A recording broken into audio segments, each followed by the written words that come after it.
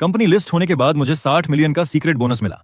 मैं financially free हो गया। घर जाकर मैंने मम्मी पापा से मजाक में कहा कि मुझे कंपनी से निकाल दिया गया है और अब मैं वापस घर आकर उन्हीं के भरोसे रहने वाला हूं।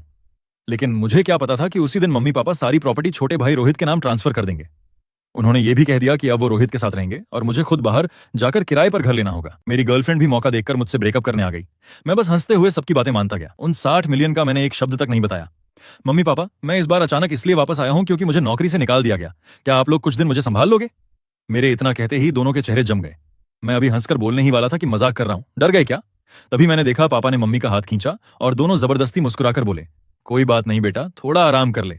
तू पहले अपने कमरे में जा, हम दोनों को थोड़ी देर में बाहर कुछ काम से जाना है। इतना कहकर वो दोनों जल्दी से बेडरूम में चले गए। मुझे लगा वो सच में परेशान हो गए होंगे, इसलिए मैं दरवाजा खटखटाकर सच बताने जा ही रहा था कि अंदर से पापा की आवाज सुनाई दी।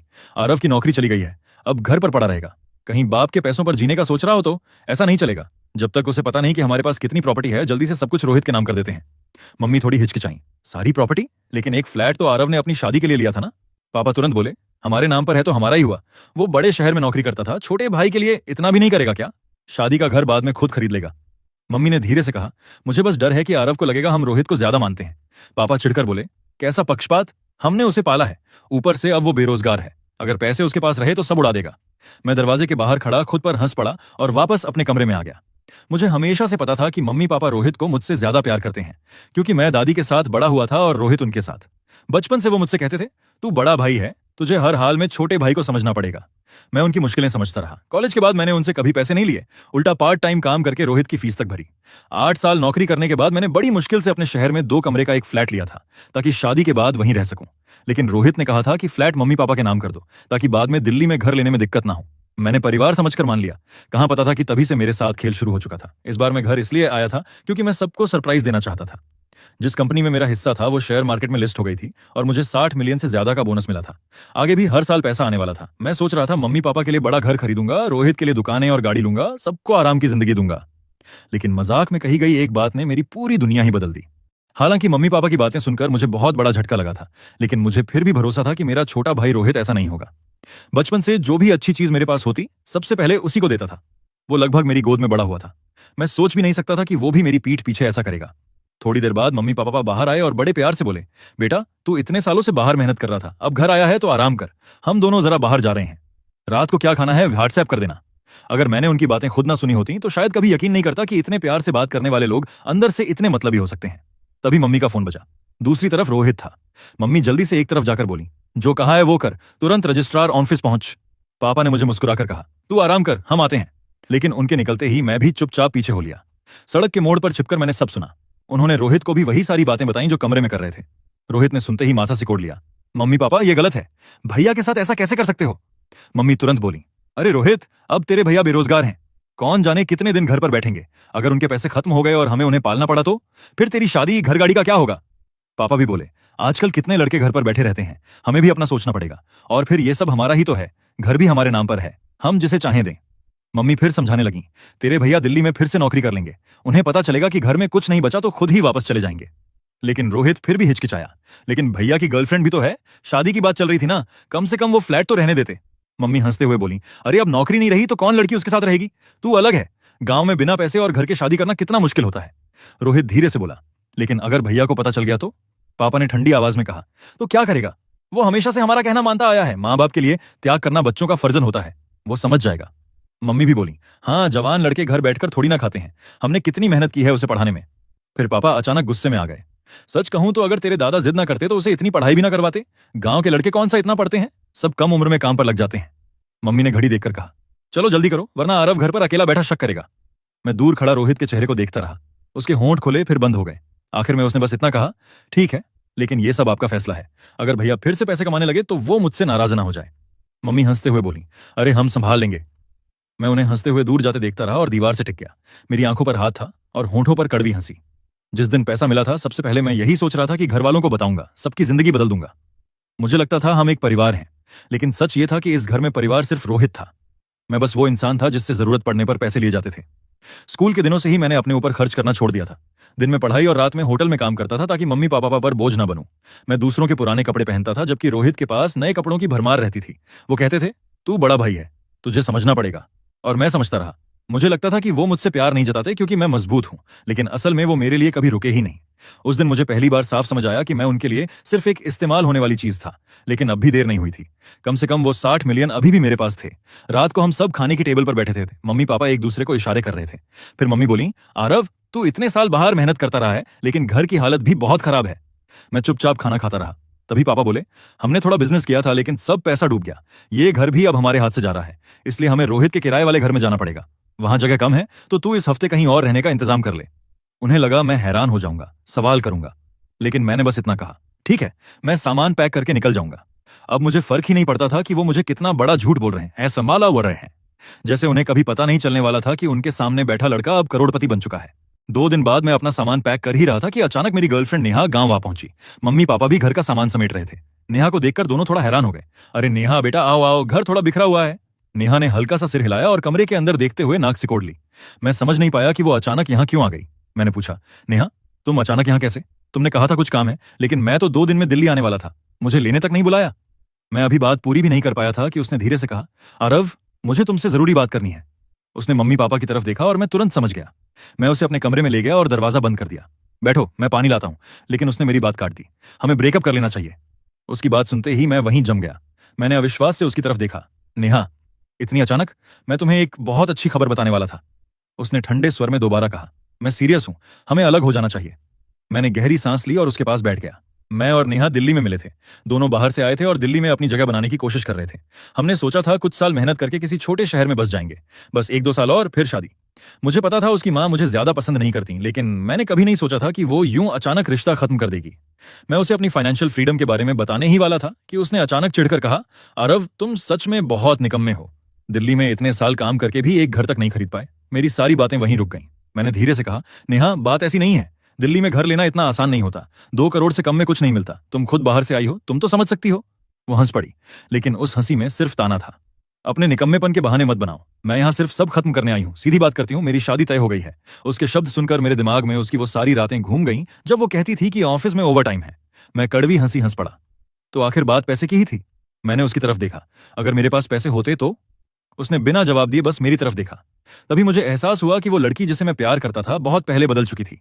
उसकी आंखों में अब मेरे लिए प्यार नहीं था, सिर्फ झुंझलाहट और लालच था। आरव, थोड़ा प्रैक्टिकल बनो।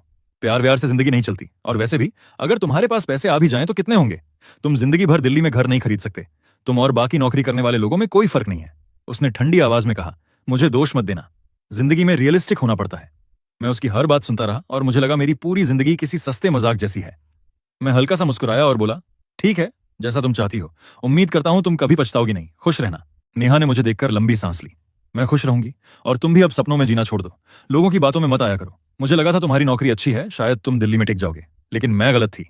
तुम्हारी सैलरी से कुछ नहीं होने वाला। मैंने सिर झुका लिया और कुछ नहीं कहा। वो बिना पीछे देखे चली गई।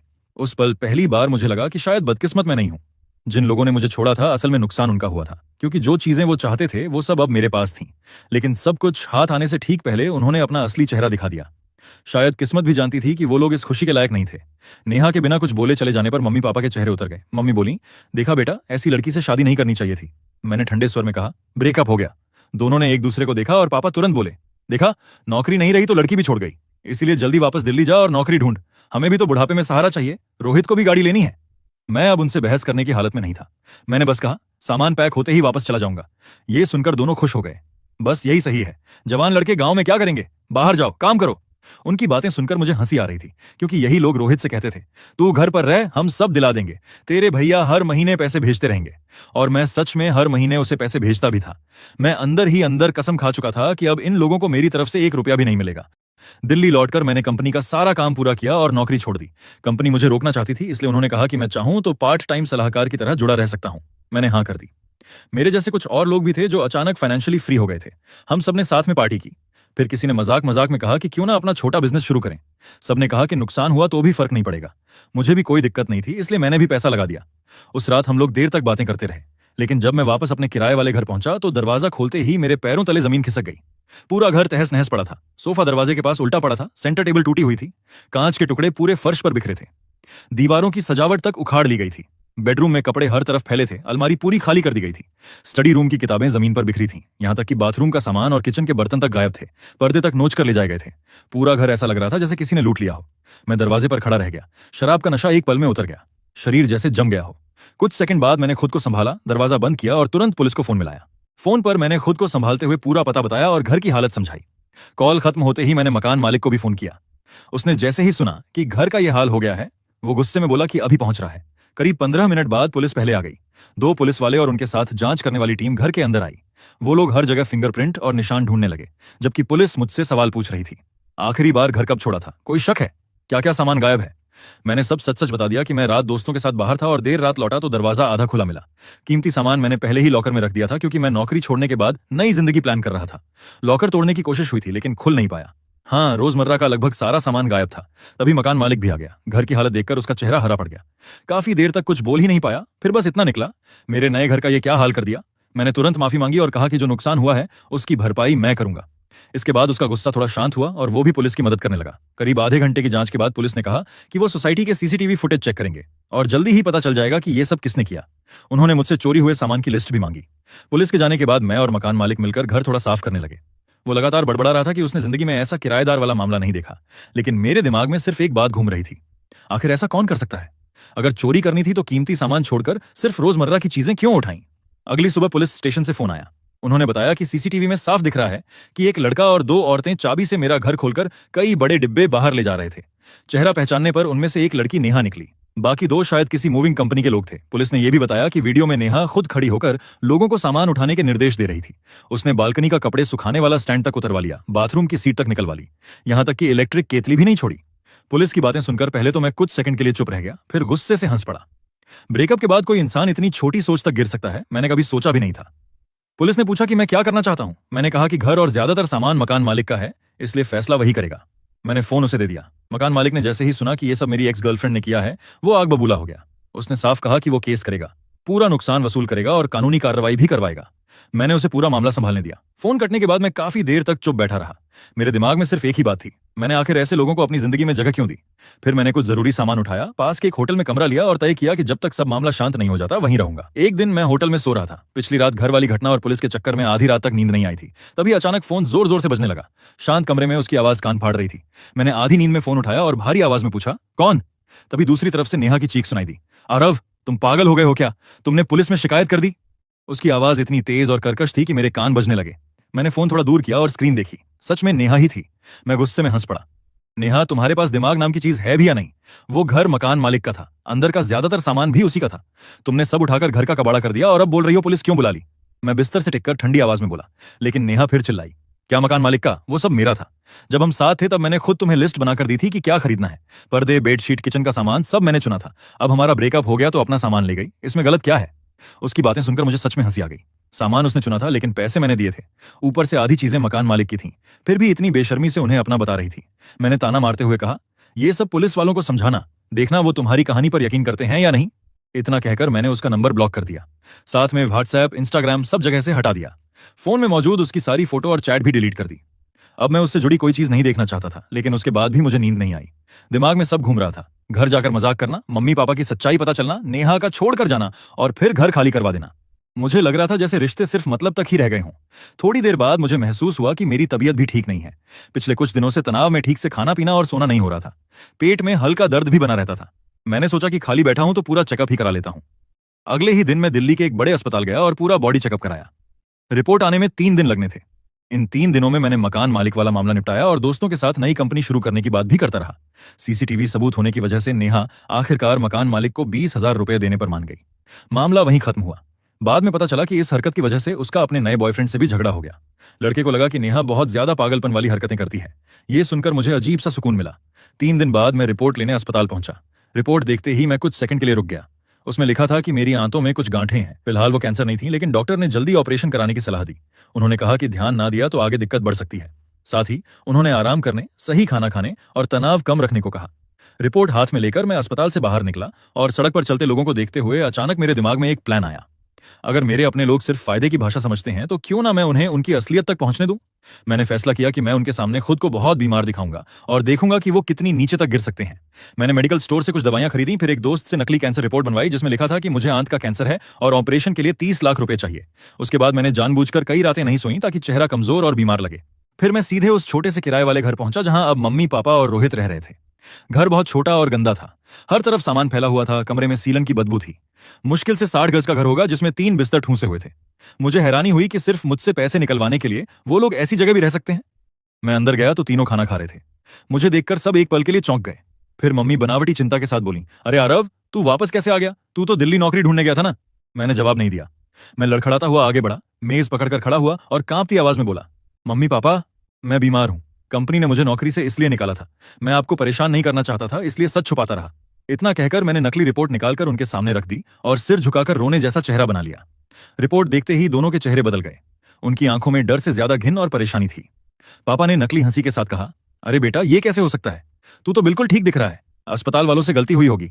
मम्मी भी तुरंत बोली, हाँ हाँ, इतनी कम उम्र में किसी को ऐसी बीमारी थोड़ी ना होती है। मैंने लाल आंखों से उनकी तरफ देखा और धीरे से बोला, मुझे आंत का कैंसर है। अभी आखिरी स्टेज नहीं है। अगर जल्दी इलाज हो जाए तो बच सकता हूं। फिर मैंने उम्मीद भरी नजरों से उन्हें देखा। मम्मी पापा, मेरे पास जो शादी वाला फ्लैट था ना, उसकी कीमत अब 30 लाख से ज्यादा है। डॉक्टर ने कहा है कि इतने में इलाज हो सकता है। आप लोग वो घर मुझे वापस दे दो। मैं ठीक होते ही मेहनत करके सब लौटा दूंगा। रोहित भी नौकरी करता है, कुछ ना कुछ बचत तो होगी। प्लीज मेरी मदद कर दो। मेरी बात सुनते ही पापा सच में घबरा गए। उन्होंने रिपोर्ट हाथ में ली और कांपती आवाज में बोले, बेटा, हमारे पास पैसे नहीं है। रोहित ने अभी नौकरी शुरू की है, उसके पास भी कुछ नहीं है। लेकिन तू चिंता मत कर, हम कोई ना कोई रास्ता निकालेंगे। मम्मी भी मजबूरी वाला चेहरा बनाकर बोली, हाँ बेटा, हम तुझे अकेला नहीं छोड़ेंगे। लेकिन उनकी आंखें बार बार मुझसे बच रही थीं। फिर दोनों बोले कि वो अंदर जाकर हिसाब लगाते हैं कि कितना पैसा इकट्ठा हो सकता है। मैं चुपचाप बैठा रहा। उनके कमरे में जाते ही मैं धीरे से बालकनी के पास पहुंच गया। कमरे की खिड़की पूरी बंद नहीं थी और अंदर की सारी बातें साफ सुनाई दे रही थीं। जैसे ही वो दोनों कमरे में गए, उनकी असली बातें शुरू हो गईं। मम्मी घबराई हुई आवाज में बोली, कैंसर? अरे कैंसर का इलाज कोई मजाक है क्या? उसमें तो पैसा पानी की तरह बहता है। उसके पास अब नौकरी भी नहीं है। मान लो बच भी गया तो क्या करेगा? जिंदगी भर बोझ बना रहेगा। पापा ने दबे लेकिन सख्त स्वर में कहा, 1 रुपया नहीं देंगे। कैंसर में पैसा डालना मतलब सब बर्बाद करना। अगर हमने इलाज शुरू किया तो पूरा घर खत्म हो जाएगा। फिर रोहित की शादी का क्या होगा? मम्मी की आवाज कांप रही थी, लेकिन उसमें ममता नहीं, सिर्फ डर था। लेकिन अगर हमने मदद नहीं की तो वो हमारे पीछे पड़ जाएगा। अब उसके पास और है भी कौन? थोड़ी देर चुप रहने के बाद वो बोली, कहीं किसी सस्ते देसी इलाज वाले के पास भेज दें। पापा तुरंत बोले, कुछ फायदा नहीं होगा। अच्छा यही है कि किसी तरह उसे यहां से दूर भेज दें। जितना दूर रहेगा उतना अच्छा। वैसे भी बचपन से दादा दादी के साथ बड़ा हुआ है, हमसे कौन सा इतना जुड़ा हुआ है। ये सुनते ही मेरा दिल पूरी तरह टूट गया। उनके लिए मैं सच में सिर्फ एक बोझ था। फिर मम्मी बोली, घर में अब वैसे भी पैसे नहीं बचे। तेरे पापा के पैर के इलाज में कितना खर्च हो गया। कैंसर का खर्च हम नहीं उठा सकते। तभी पापा चिढ़कर बोले, उस बूढ़े की वजह से ही मेरा पैर टूटा था। हर वक्त खेत में काम करवाना था। अब खुद फोन करके पूछता रहता है कि मैं गांव कब आऊंगा मदद करने। खुद की उम्र देखी है। उनकी बात सुनकर मैं सन्न रह गया। दादाजी बीमार थे और मुझे किसी ने बताया तक नहीं। ऊपर से ये लोग उन्हें गांव में अकेला छोड़ चुके थे। जिस इंसान ने मुझे पाल पोसकर बड़ा किया, उसके लिए इनके दिल में जरा भी सम्मान नहीं था। मैं बालकनी में खड़ा कांप रहा था। गुस्से में मेरे हाथ रेलिंग पर इतने कस गए कि उंगलियां सफेद पड़ गईं। मुझे लगने लगा कि मैं इन लोगों को कभी जानता ही नहीं था। शाम को रोहित भी काम से वापस आ गया। उसने मुझे देखकर पूछा, भैया आप फिर आ गए? तबीयत इतनी खराब क्यों लग रही है? मम्मी पापा उसे तुरंत कमरे में ले गए और सारी बातें बता दी। नकली कैंसर, फ्लैट वापस मांगना और मुझे कहीं दूर भेजने का उनका प्लान। मैं फिर बालकनी के पास जाकर उनकी बातें सुनने लगा। रोहित हिचकिचाते हुए बोला, भैया इतने भी बीमार नहीं लग रहे। कहीं रिपोर्ट गलत तो नहीं? मम्मी चिढ़कर बोली, अस्पताल की रिपोर्ट गलत कैसे होगी? अभी ये सोच कि उसे यहां से कैसे हटाना है। तेरे पापा के इलाज में इतना पैसा लग चुका है, अब तेरी शादी भी करनी है। तभी पापा जैसे अचानक कुछ याद करके बोले, रोहित, तूने बताया था ना कि कुछ लोग बेरोजगार लोगों को विदेश में नौकरी दिलाने के नाम पर फंसाते हैं। रोहित थोड़ी देर चुप रहा, फिर बोला, हाँ दोस्तों से सुना है। वो लोग कहते हैं कि बॉर्डर के उस पार बहुत पैसा मिलेगा, लेकिन वहां पहुंचते ही लोगों को बंद कर देते हैं। जबरदस्ती काम करवाते हैं, साइबर फ्रॉड करवाते हैं। जो मना करे उसे मारते हैं। वहां से कोई वापस नहीं आता। पापा तुरंत बोले, तो बस वही करेंगे। आरव को बोलेंगे कि वहां कोई बहुत बड़ा वैद्य है जो कैंसर ठीक कर देता है। उसे इलाज के बहाने भेज देंगे। एक बार चला गया तो फिर कभी वापस नहीं आएगा और हम इस बोझ से छुटकारा पालेंगे। कमरे में कुछ देर सन्नाटा छा गया। शायद तीनों एक दूसरे का चेहरा देख रहे थे। फिर आखिर में पापा ने फैसला सुनाया, बस यही होगा। उसे बोलेंगे कि घूमने भी चला जाएगा और इलाज भी हो जाएगा। रोहित, तू इसका इंतजाम कर। मम्मी और रोहित ने कुछ नहीं कहा, शायद दोनों मान गए थे। मैं बालकनी में खड़ा सब सुनता रहा। अब मेरे अंदर दुख भी खत्म हो चुका था, सिर्फ ठंडा गुस्सा बचा था। अपने ही बेटे को ऐसे लोगों के हाथों बेचने का प्लान बना रहे थे। उस पल मुझे समझ आ गया कि ये लोग मेरे परिवार नहीं है। मैं पहले ही सब समझ चुका था, इसलिए अब उनके खिलाफ कदम उठाने का समय आ गया था। मैंने तुरंत अपने एक दोस्त को मैसेज किया। वो सिक्योरिटी का काम करता था और उसके साथ कुछ भरोसेमंद लोग थे। मैंने उससे कहा कि कल सुबह मुझे एक नाटक करना है और उसे कुछ लोगों के साथ यहां आना होगा। उसने तुरंत जवाब दिया, टेंशन मत ले, सुबह पहुंच जाएंगे। मैसेज भेजकर मैं वापस सोफे पर जाकर बैठ गया। और फिर से वही बीमार और टूटा हुआ चेहरा बना लिया। मैं इंतजार करने लगा कि अब ये लोग मेरे सामने क्या नया नाटक करेंगे। अगली सुबह सूरज निकलने से पहले ही तीनों ने अपनी एक्टिंग शुरू कर दी। सबसे पहले रोहित मेरे पास आया। उसने दुखी चेहरा बनाकर कहा, भैया मैंने अपने ऑफिस में सबसे पैसे मांगे लेकिन किसी ने मदद नहीं की। सब लोग खुद परेशान हैं। आप थोड़ा टाइम दो, हम और कोशिश करेंगे। बोलते बोलते उसकी आंखों में नकली आंसू भी आ गए। फिर पापा आए और सीने पर हाथ मारते हुए बोले, सब मेरी गलती है बेटा।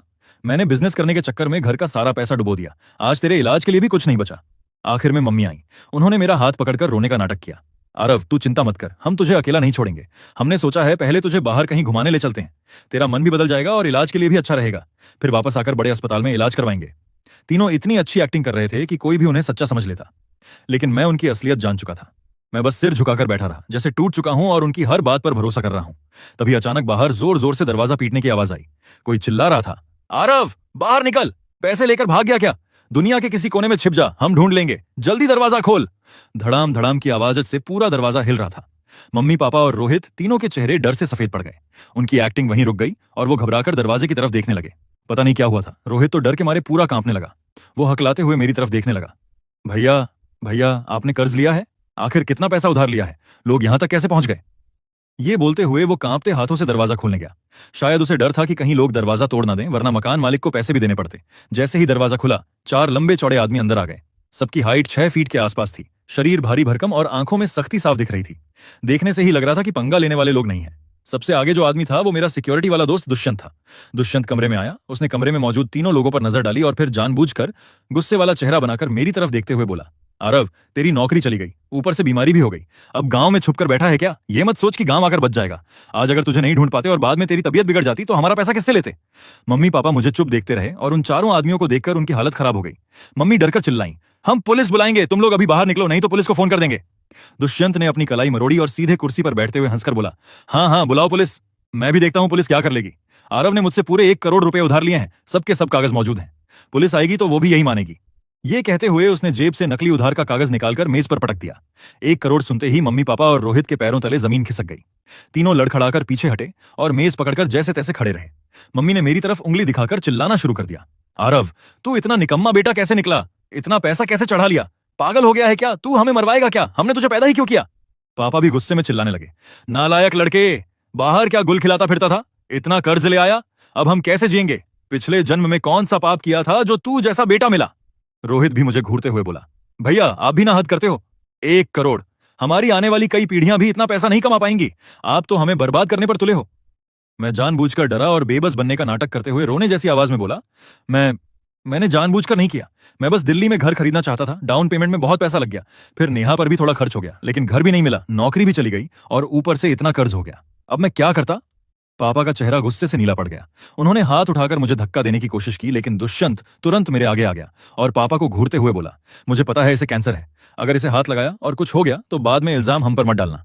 पापा उसकी आंखें देखकर डर गए और उनका हाथ हवा में ही रुक गया। दुष्यंत ने तीनों को देखकर ठंडी हंसी के साथ कहा, मैं भी झगड़ा नहीं चाहता। कर्ज लिया है तो लौटाना पड़ेगा। मैंने पता किया है, इसके नाम पर यहां पास में एक घर है, वही हमें दे दो। 1 करोड़ का हिसाब बराबर हो जाएगा, फिर मामला खत्म। नहीं तो हम रोज यहां आएंगे और चैन से जीने नहीं देंगे। पापा उन चारों हट्टे कट्टे आदमियों को देखकर डर गए।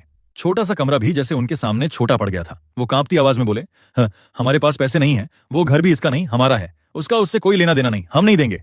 दुष्यंत हंसा और जेब से पहले से तैयार किया हुआ रिश्ता तोड़ने वाला कागज निकालकर मेज पर फेंक दिया। ठीक है, अगर घर नहीं देना चाहते तो इसकी सारी जिम्मेदारी भी तुम लोगों की नहीं रही। हम तुम्हारे बेटे को अपने साथ ले जाते हैं, आगे इसके साथ क्या होगा तुम मत पूछना। ये बोलकर वो हंसा। पैसे कैसे निकलवाने हैं वो मुझे आता है, चाहे इसकी तबीयत खराब ही क्यों ना हो, पैसे तो निकलवा ही लेंगे। ये सुनते ही मम्मी पापा और रोहित की आंखें चमक उठी, जैसे उन्हें कोई रास्ता मिल गया हो। तीनों ने फटाफट वो रिश्ता तोड़ने वाले कागज पर साइन कर दिए और अंगूठा भी लगा दिया। उनके चेहरे देखकर लग रहा था जैसे उन्हें कोई बड़ी राहत मिल गई हो, जैसे वो आखिरकार मुझ जैसे बोझ से छुटकारा पा रहे हों। साइन करते ही उन्होंने वो कागज दुष्यंत को पकड़ा दिया, जैसे डर हो कि कहीं देर ना हो जाए। पापा तुरंत बोले, ले जाओ इसे, जल्दी ले जाओ। अब इसका हमसे कोई रिश्ता नहीं, आगे इसकी किसी बात के लिए हमारे पास मत आना। मम्मी भी बोली, हाँ, हमारा इससे कोई लेना देना नहीं रहा, इसका कर्ज हमारा नहीं है, इसे जल्दी ले जाओ। रोहित ने भी राहत की सांस लेते हुए हाथ हिलाया, जल्दी निकलो यहां से, दोबारा हमें परेशान मत करना। दुष्यंत ने वो कागज हाथ में पकड़कर गुस्से से दांत भींचे और बोला, तुम लोगों जैसे माँ बाप पहली बार देख रहा हूं। अपना बेटा बीमार है, फिर भी मदद नहीं कर रहे, उल्टा चाहते हो उसके साथ कुछ बुरा हो। ठीक है, मैं इसे ले जा रहा हूं, बाद में पछताना मत। मैं उन तीनों को देखता रहा। उनके चेहरे पर जरा भी अपनापन नहीं था, बस छुटकारा पाने की जल्दी थी। उसी पल मेरे दिल में बची आखिरी उम्मीद भी खत्म हो गई। मैंने पीछे मुड़कर उन्हें दोबारा नहीं देखा और दुष्यंत और उसके दोस्तों के साथ वहां से बाहर निकल गया। बिल्डिंग से बाहर निकलकर जैसे ही मैं दुष्यंत की गाड़ी में बैठा, माहौल थोड़ा हल्का हो गया। दुष्यंत ने गाड़ी का शीशा नीचे करते हुए गुस्से में कहा, भाई आपके घर वाले तो हद से ज्यादा घटिया निकले। सच में मेरी सोच ही बदल दी उन्होंने। ऐसे लोग रिश्तेदार कहलाने लायक भी नहीं है, अजनबियों से भी बदतर हैं। अच्छा हुआ रिश्ता टूट गया, अब जिंदगी भर उनके चक्कर में मत पड़ना। बाकी दोस्त भी उसकी बात पर हामी भरने लगे। सब कह रहे थे कि उन्होंने इतने स्वार्थी माँ बाप और भाई कभी नहीं देखे। मैंने सबका शुक्रिया अदा किया, एक एक से हाथ मिलाया और बैग से पैसे निकालकर सबको 2-2 हज़ार रुपए दिए। वो मना करते रहे कि दोस्ती में ये सब नहीं चाहिए, लेकिन मैंने जबरदस्ती पकड़ा दिए। रिश्ता खत्म होने वाले कागज को मैंने कसकर पकड़ा हुआ था। पूरे रास्ते मेरे दिमाग में बस एक ही बात चल रही थी, जल्दी से दादाजी को ढूंढना है और उन्हें उस जगह से निकालकर दिल्ली ले जाना है इलाज के लिए। गांव की सड़कें बहुत खराब थीं, गड्ढों से भरी हुई। करीब 2.5 घंटे बाद मैं दादाजी के पुराने घर पहुंचा। दरवाजा खोलकर अंदर गया तो आंगन में जगह जगह घास उगी हुई थी। साफ दिख रहा था कि काफी समय से किसी ने देखभाल नहीं की। दादाजी छोटे से स्टूल पर बैठे धूप सेंक रहे थे। उनका पूरा शरीर कमजोर लग रहा था, बाल पूरी तरह सफेद हो चुके थे, कमर भी काफी झुक गई थी। उनके पैर पर मोटी पट्टी बंधी हुई थी जो काली पड़ने लगी थी, जैसे घाव में इन्फेक्शन हो गया हो। मुझे देखते ही वो पहले हैरान हुए, फिर तुरंत उठने की कोशिश करते हुए खुश होकर बोले, अरे आरव, तू अचानक यहां कैसे आ गया? काम कैसा चल रहा है? अचानक गांव कैसे आना हुआ? ये कहते हुए वो उठकर मेरे लिए पानी लाने लगे। मैं तुरंत आगे बढ़ा और उन्हें संभाल लिया। उनकी हालत देखकर मेरी आंखें भर आईं। उनके पैर की सूजी हुई पट्टी देखकर ऐसा लग रहा था जैसे गला बंद हो गया हो और आवाज ही ना निकल रही हो। बचपन से दादाजी ने ही मुझे पाला था, हमेशा मुझ पर प्यार लुटाया, और आज वही इंसान इस हालत में गांव में अकेला पड़ा था। अपने ही बेटे बहू ने उन्हें यहां छोड़ दिया था, कोई देखने वाला तक नहीं था। दादाजी आप हिलिए मत, ये पैर की क्या हालत कर ली आपने? अस्पताल क्यों नहीं गए? मैं उन्हें बैठाते हुए भर्राई आवाज में बोला। मैंने धीरे से उनके पैर को छुआ तो दर्द से उनका चेहरा सिकुड़ गया, लेकिन वो फिर भी मुस्कुराते हुए बोले, कुछ नहीं हुआ बेटा, बस थोड़ा गिर गया था, 2-4 दिन में ठीक हो जाएगा। अस्पताल जाने की जरूरत नहीं, वहां बहुत पैसा लगता है। तेरे मम्मी पापा पर वैसे ही बहुत जिम्मेदारियां हैं, उन्हें परेशान नहीं करना चाहता। उनकी बातें सुनकर मेरा दिल और टूट गया। वो खुद इतनी तकलीफ में थे, फिर भी उन्हीं लोगों के बारे में सोच रहे थे जिन्होंने उन्हें अकेला छोड़ दिया था। मैं खुद को रोक नहीं पाया, मेरी आंखों से आंसू निकल पड़े। मैंने उनका हाथ कसकर पकड़ लिया और बोला, दादाजी माफ कर दीजिए, मैं बहुत देर से आया, अब आपको कभी कोई तकलीफ नहीं होने दूंगा। अभी इसी वक्त आपको दिल्ली लेकर चलता हूं, सबसे अच्छे अस्पताल में इलाज करवाऊंगा। मैंने बिना देर किए उनका थोड़ा सामान पैक किया, उन्हें गाड़ी में बैठाया और सीधे दिल्ली की तरफ निकल पड़ा। रास्ते भर दादाजी पूछते रहे कि आखिर हुआ क्या है, लेकिन मैं बस मुस्कुराकर कहता रहा, कुछ नहीं दादाजी, बस आपकी याद आ रही थी, सोचा कुछ दिन मेरे साथ दिल्ली चलिए। दिल्ली पहुंचकर मैं उन्हें सीधे उसी बड़े अस्पताल में ले गया जहां मैंने अपना चेकअप करवाया था। ऑर्थोपेडिक डॉक्टर को दिखाया गया। जांच के बाद डॉक्टर ने बताया कि उनके पैर में फ्रैक्चर नहीं है, बस चोट लगी थी। सही इलाज ना मिलने की वजह से घाव में इन्फेक्शन हो गया था और हड्डी में हल्का क्रैक आ गया था, लेकिन हालत ज्यादा गंभीर नहीं थी। अगर सही देखभाल हो, समय पर दवा और पट्टी बदलती रहे तो वो जल्दी ठीक हो जाएंगे। डॉक्टर की बात सुनकर मेरी जान में जान आई। मैंने तुरंत दादाजी को अस्पताल में भर्ती करवाया, एक केयर टेकर रखा और अस्पताल के पास ही एक फर्निश्ड फ्लैट खरीद लिया ताकि बाद में उन्हें आराम मिल सके। घर छोटा था लेकिन बहुत आरामदायक था, सारी जरूरी चीजें मौजूद थीं। दादाजी अस्पताल में थे और मैं एक तरफ उनकी देखभाल कर रहा था, दूसरी तरफ अपने दोस्तों के साथ नई कंपनी संभाल रहा था। हम लोगों ने मिलकर एक टेक कंपनी शुरू की थी जो आर्टिफिशियल इंटेलिजेंस का काम करती थी। सब लोग अपने अपने फील्ड में एक्सपर्ट थे, इसलिए कंपनी शुरू होते ही अच्छा रिस्पॉन्स मिलने लगा। कुछ ही समय में हमें करोड़ों की इन्वेस्टमेंट मिल गई और बिजनेस तेजी से बढ़ने लगा। मैंने मौका देखकर कुछ और छोटे प्रोजेक्ट्स में भी पैसे लगाए। कोई न्यू एनर्जी पर काम कर रहा था, कोई क्रिएटिव बिजनेस पर। किस्मत अच्छी थी, सारे प्रोजेक्ट्स से तगड़ा मुनाफा होने लगा। सिर्फ कुछ महीनों में मेरी संपत्ति कई गुना बढ़ गई। बाद में मैंने दिल्ली में एक बड़ा बंगला भी खरीद लिया जिसमें गार्डन और बड़ा आंगन था। माहौल इतना अच्छा था कि वहां पहुंचते ही सुकून मिल जाता था। टैलेंट स्कीम के जरिए मैंने दिल्ली का स्थायी पता भी बनवा लिया और एक तरह से असली दिल्ली वाला बन गया। दादाजी की तबीयत भी धीरे धीरे ठीक होने लगी। अस्पताल से छुट्टी मिलने के बाद मैं उन्हें उसी बंगले में ले आया।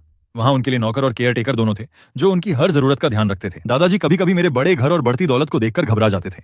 एक दिन उन्होंने मुझसे पूछा, आरव, तू कहीं कोई गलत काम तो नहीं कर रहा ना?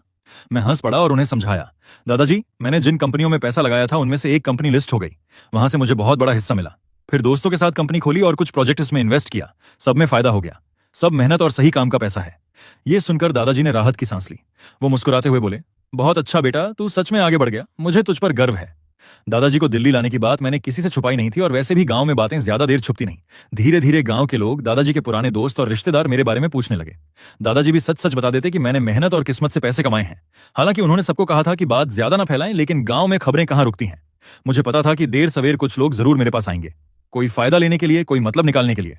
लेकिन अब मुझे किसी से फर्क नहीं पड़ता था। जो ठीक रहेगा मैं उसके साथ ठीक रहूंगा और जो चालाकी करेगा उसे जवाब भी मिलेगा। लेकिन मैंने ये नहीं सोचा था कि सबसे पहले मेरे पास मेरी एक्स गर्लफ्रेंड नेहा पहुंचेगी। उसने हमारे कुछ कॉमन दोस्तों से पता कर लिया था कि मैं अब करोड़पति बन चुका हूं, दिल्ली में बंगला खरीद लिया है और जिंदगी शानदार चल रही है। इसके बाद उसने अलग अलग नंबरों से मुझे फोन और मैसेज करने शुरू कर दिए। वो बार बार मुझसे पैचअप करना चाहती थी। उस दिन मैं कंपनी में मीटिंग कर रहा था कि तभी एक अनजान नंबर से कॉल आई। मैंने फोन उठाया तो दूसरी तरफ से नेहा की बनावटी मीठी आवाज आई। आरव, मैं नेहा बोल रही हूँ। तुम कैसे हो? मैंने तो बस इस बात पर थोड़ा गुस्सा किया था कि तुम गांव जाते वक्त मुझे बताकर नहीं गए, लेकिन तुमने इतने दिनों से मुझसे कोई बात ही नहीं की। मुझे तुम्हारी बहुत याद आती है। उसकी आवाज सुनते ही मेरा माथा ठनक गया। मुझे इतनी घिन आई कि मैंने सीधे कहा, नेहा बस करो। सच कहूं तो उसकी बातें सुनकर मुझे हंसी आ रही थी। जब ब्रेकअप हुआ था तब उसने मुझे बेकार, निकम्मा और नालायक कहा था। अब जैसे ही उसे पता चला कि मैं अमीर हो गया हूं, वो वापस लौट आई। क्या उसे लगा मैं बेवकूफ हूं? मैंने ठंडे स्वर में कहा, तुम्हारा तो कोई नया बॉयफ्रेंड था ना, वही दिल्ली वाला जिसके घर गाड़ी सब था, शादी भी करने वाली थी ना उससे। अब मुझे फोन करके क्यों परेशान कर रही हो? मैं फोन काटने ही वाला था कि वो घबराकर चिल्लाई, नहीं आरव, वो लड़का सिर्फ मम्मी ने मिलवाया था, मुझे वो कभी पसंद नहीं था, मैं तो बस दिखावे के लिए उसके साथ थी। अब मुझे समझ आया कि मैं सिर्फ तुमसे प्यार करती हूँ, प्लीज मुझे माफ कर दो, मुझसे गलती हो गई। मैंने तंज भरी आवाज में कहा, मुझे कभी वापस मुड़कर देखने की जरूरत नहीं पड़ेगी। असल में गलती मेरी थी जो मैंने तुम्हें कभी पसंद किया। मैं तो तुम्हें बताना चाहता था कि मुझे करोड़ों का फायदा हुआ है। मैं तुमसे शादी करना चाहता था, तुम्हारे लिए घर और गाड़ी खरीदना चाहता था ताकि तुम्हें जिंदगी में कभी मेहनत ना करनी पड़े। लेकिन तुम्हें लगा मैं तुम्हारे लायक नहीं हूं। अब वापस आकर ये ड्रामा क्यों कर रही हो? जैसे ही उसने सुना कि मेरे पास करोड़ों रुपए आ चुके हैं, वो कुछ पल के लिए चुप हो गई। फिर रोते हुए बोली, आरव, मुझसे बहुत बड़ी गलती हो गई। वो आदमी बिल्कुल अच्छा नहीं निकला। उसे जुए की लत है, ऊपर से बहुत कर्ज भी है। वो मेरे साथ बहुत बुरा व्यवहार करता है। मैं उसके साथ खुश नहीं हूं। आरव, प्लीज मेरी मदद करो। मुझे पता है तुम्हारे दिल में अभी भी मेरे लिए जगह है। बस एक बार माफ कर दो। मैंने ठंडी आवाज में जवाब दिया, ये सब तुम्हारे अपने फैसलों का नतीजा है। जैसी सोच वैसी जिंदगी। अब किसी और की जिंदगी खराब मत करो। इतना कहकर मैंने फोन काट दिया और उसका नंबर ब्लॉक कर दिया। उसकी रोने की आवाज अब मुझे सिर्फ शोर लग रही थी। वो जिस हालत में पहुंची थी उसके लिए सिर्फ वही जिम्मेदार थी। मुझे लगा अब वो फिर परेशान नहीं करेगी। लेकिन कुछ दिनों बाद उसकी मां का फोन आ गया। फोन पर उसकी मां रोने जैसी आवाज में बोली, आरव बेटा, सारी गलती मेरी थी। मैंने ही नेहा पर दबाव डाला था कि वो तुमसे रिश्ता तोड़ दे और उस दूसरे लड़के के साथ रहे। अब नेहा बहुत दुखी है। वो लड़का उसे परेशान करता है। बेटा, उसे माफ कर दो और वापस अपनी जिंदगी में ले लो। उसे अपनी गलती का एहसास हो गया है। उनकी बातें सुनते ही मुझे वो दिन याद आ गया जब मैं पहली बार नेहा के घर गया था। मैंने ठंडे लहजे में कहा, आंटी, मुझे सब याद है। तब तो आप कह रही थी कि अगर मैं 2 करोड़ रुपए जमा नहीं कर सकता तो शादी की बात करने लायक भी नहीं हूं। आपने कहा था कि मैं छोटे शहर का लड़का हूं, मेरे पास कोई स्टेटस नहीं है और मैं आपकी बेटी के लायक नहीं हूं। आपने मेरे लाए हुए सारे गिफ्ट्स तक बाहर फेंक दिए थे और कहा था कि मैं जिंदगी भर दिल्ली में घर नहीं खरीद पाऊंगा। क्या ये सब भूल गई आप? मुझे आज भी उनका रवैया याद था। नेहा के पिता सोफे पर बैठे रहे। उन्होंने मेरी तरफ देखा तक नहीं। उसकी मां घमंड में मुझे नीचा दिखाती रही और नेहा चुपचाप सब देखती रही। उस वक्त मुझे समझ जाना चाहिए था कि वो लोग कैसे हैं, लेकिन प्यार में मैं अंधा हो गया था। फोन पर कुछ देर चुप्पी रही। फिर उसकी मां धीमी आवाज में बोली, बेटा, उस समय मुझसे गलती हो गई थी। मैं लोगों को पहचान नहीं पाई। तुम बड़े दिल वाले हो, पुरानी बातों को भूल जाओ। नेहा आज भी तुमसे प्यार करती है। एक लड़की के लिए अच्छा लड़का मिलना आसान नहीं होता। उसे एक मौका दे दो। उनकी बातें सुनकर मैं हंस पड़ा। उनके हिसाब से मैं बस ऐसा इंसान था जिसके पास पैसा भी है और जिसे आसानी से इस्तेमाल भी किया जा सकता है। मैंने साफ कहा, आंटी, अब मैं भी अमीर बन चुका हूं, इसलिए अब आपकी बेटी मेरे लायक नहीं है। अलविदा। इतना कहकर मैंने उनका नंबर भी ब्लॉक कर दिया और सारे अनजान नंबरों को ऑटो ब्लॉक पर डाल दिया। मैं अब उस परिवार से किसी भी तरह का रिश्ता नहीं रखना चाहता था। जिंदगी धीरे धीरे बहुत सुकून से चलने लगी। मैं एक तरफ कंपनी संभाल रहा था और दूसरी तरफ दादाजी के साथ वक्त बिता रहा था। कंपनी तेजी से बढ़ रही थी, मेरी दौलत भी बढ़ती जा रही थी और दादाजी की तबीयत भी पहले से काफी अच्छी हो चुकी थी। वो हर दिन बंगले के आंगन में फूल पौधे लगाते, चिड़ियों को दाना डालते, पड़ोसियों से बातें करते और शाम को पार्क में डांस करने भी चले जाते। उन्हें खुश देखकर मेरे दिल को बहुत सुकून मिलता था। यही जिंदगी मैं हमेशा चाहता था, सीधी सादी और खुशहाल। एक दिन मौसम बहुत अच्छा था। धूप खिली हुई थी और मैं दादाजी के साथ बंगले के आंगन में सब्जियां लगा रहा था। मैंने खास तौर पर एक छोटा सा किचन गार्डन बनवाया था जिसमें पालक, टमाटर, खीरा जैसी चीजें लगी थीं। दादाजी कहते थे कि अपने हाथ की उगाई सब्जियां खाने का मजा ही अलग होता है। पहले मुझे खेती-बाड़ी जैसे काम बिल्कुल पसंद नहीं थे, लेकिन अब दादाजी के साथ मिट्टी खोदना, बीज डालना और पानी देना मुझे अजीब सा सुकून देता था, जैसे मिट्टी से मेरा कोई पुराना रिश्ता हो। मैं खीरे के पौधों को सहारा दे रहा था और दादाजी अंदर से पानी लेने गए थे कि तभी बाहर से गाड़ी का हॉर्न सुनाई दिया। फिर किसी ने जोर जोर से दरवाजा पीटना शुरू कर दिया। आरव, दरवाजा खोलो, हम तुम्हारे मम्मी पापा हैं और रोहित भी आया है, तुमसे मिलने आए हैं। उनकी आवाज सुनते ही मेरा चेहरा सख्त हो गया। मुझे बिना सोचे समझ आ गया कि उन्हें मेरे पैसे और बंगले की खबर मिल चुकी है और अब वो फायदा लेने आए हैं। सच में पीछा छोड़ने का नाम ही नहीं लेते थे। मैं हाथ झाड़ते हुए दरवाजे तक गया और गेट खोला। सामने मम्मी पापा और रोहित खड़े थे। रोहित बनावटी मुस्कान के साथ बोला, भैया, हमें बेवकूफ बनाकर मजा आया, परिवार से भी बातें छुपाने लगे। आपके पास तो दिल्ली में इतना बड़ा बंगला है, इतना बड़ा आंगन है, फिर भी हमें अंदर बुलाने का मन नहीं है। मम्मी पापा तो आपकी खबर सुनते ही रातों रात यहाँ आ गए। उसकी बातें सुनकर मुझे हैरानी हुई कि कोई इंसान इतना बेशर्म कैसे हो सकता है। जैसे उसने और उसके परिवार ने मेरे साथ जो कुछ किया था वो कभी हुआ ही नहीं। मैंने उसकी तरफ देखते हुए ठंडी आवाज में कहा, रोहित, भूल गया क्या? तुम लोगों ने खुद मुझसे रिश्ता तोड़ा था, कागज पर साइन भी किए थे और अंगूठा भी लगाया था। अब जब सुन लिया कि मेरे पास पैसा है तो फिर से रिश्ता याद आ गया? मेरी बात सुनते ही उसके चेहरे की मुस्कान गायब हो गई। वो चिढ़कर बोला, आरव, ज्यादा पैसे आ गए तो क्या खुद को बहुत बड़ा समझने लगे? 2 पैसे क्या आ गए, बात करने का तरीका ही बदल गया। मैंने उसकी आंखों में देखते हुए कहा, तुम लोगों से इंसानों की तरह बात करना भी जरूरी नहीं। वैसे वो घर अभी तुम्हारे नाम पर है ना? वही घर जो मैंने 8 साल नौकरी करके खरीदा था और तुम लोगों ने चालाकी से अपने नाम करवा लिया। पहले वो वापस करो, फिर बात करना। मेरी बात सुनते ही तीनों के चेहरे बदल गए। पापा हकलाते हुए बोले, तो तुझे कैसे पता चला? मैंने गुस्से में कहा, मुझे शुरू से सब पता था। मैं तो बस मजाक कर रहा था, लेकिन तुम लोगों ने साबित कर दिया कि तुम्हारे अंदर मेरे लिए जरा भी अपनापन नहीं है। उल्टा मुझे विदेश भेजकर बर्बाद करने की सोच रहे थे। पापा कुछ पल के लिए घबरा गए, लेकिन फिर गुस्से में बोले, तो क्या हुआ अगर प्लान बनाया था? तू हमारा बेटा है, रोहित तेरा छोटा भाई है, हमारा खर्च उठाना तेरी जिम्मेदारी है। उनकी बातें सुनकर मुझे हंसी आ गई। मैंने साफ कहा, अब तुम्हें 1 रुपया भी नहीं मिलेगा, हमारा रिश्ता खत्म हो चुका है। अभी यहां से निकल जाओ, नहीं तो पुलिस बुलाऊंगा। मेरी बात सुनते ही मम्मी पापा वहीं गेट पर रोना धोना करने लगे। हाय राम, इतना बड़ा बेटा होकर भी माँ बाप को नहीं पूछता, इतना पैसा होने के बाद भी हमें सहारा नहीं देगा। मैं कान पर हाथ रखते हुए बोला, आप लोग कौन हैं? मेरे तो कोई माँ बाप हैं ही नहीं। रिश्ता खत्म करने वाले कागज अब भी मेरे पास हैं। आपका बेटा तो रोहित है ना, उसी से कहिए आपका ध्यान रखे। पापा गुस्से में मुझे धक्का देने आगे बढ़े, लेकिन मैंने उनका हाथ पकड़ लिया और आंखों में आंखें डालकर कहा, मुझे हाथ लगाने की कोशिश भी मत करना। दादाजी घायल थे, तब तुम लोगों ने उन्हें अकेला छोड़ दिया। मैं तो बस एक मजाक कर रहा था, लेकिन तुम लोगों ने मेरा घर तक छीन लिया। ऊपर से मुझे बीमारी का बहाना बनाकर विदेश भेजना चाहते थे। क्या कोई माँ बाप ऐसा करते हैं? तुम्हें अपने कर्मों से डर नहीं लगता? मैं हंस पड़ा और बोला, सच कहूं तो मैं तुम्हें बंगला, गाड़ियां और करोड़ों रुपए देना चाहता था। तुम्हारी जिंदगी आराम से गुजारना चाहता था, लेकिन ऊपर वाले ने भी देख लिया कि तुम लोग उसके लायक नहीं थे। तभी दादाजी लाठी टेकते हुए बाहर आए। वो गुस्से से कांप रहे थे। बहुत हो गया, मैं तुम्हारा बाप हूं, तुम मुझे सिखाओगे माँ बाप का फर्ज क्या होता है? आरव ने अपनी मेहनत से सब हासिल किया है, तुम लोगों ने उसके लिए क्या किया? उसका घर ले लिया, उसे धोखा दिया और अब यहां पैसे मांगने आ गए। उन्होंने गुस्से में पास रखा गमला उठाकर उनकी तरफ फेंक दिया। तीनों डरकर पीछे हट गए। मैं तुरंत दादाजी को संभालने लगा। मम्मी पापा और रोहित घबराकर भागते हुए गाड़ी में बैठे और वहां से निकल गए। दादाजी गुस्से में बोले, इन लोगों को मैं बहुत पहले से पहचानता हूं, तू इनकी चिंता मत कर। फिर उन्होंने मुस्कुराकर कहा, चल अंदर चल, तेरे लिए तेरी पसंद का मीठा पराठा बनाता हूं। मैं हंसते हुए उन्हें अंदर लेकर चला गया। अब कंपनी का काम भी काफी हद तक सेट हो चुका था। दादाजी भी बूढ़े हो गए थे, इसलिए मैंने फैसला किया कि अब उनके साथ दुनिया देखूंगा। जिन लोगों की कोई कीमत ही नहीं, उनके लिए वक्त बर्बाद करने का कोई मतलब नहीं था। इसलिए मैंने तुरंत प्लान बनाया और दादाजी को साथ लेकर पूरे देश की खूबसूरत जगहों पर घूमने निकल पड़ा।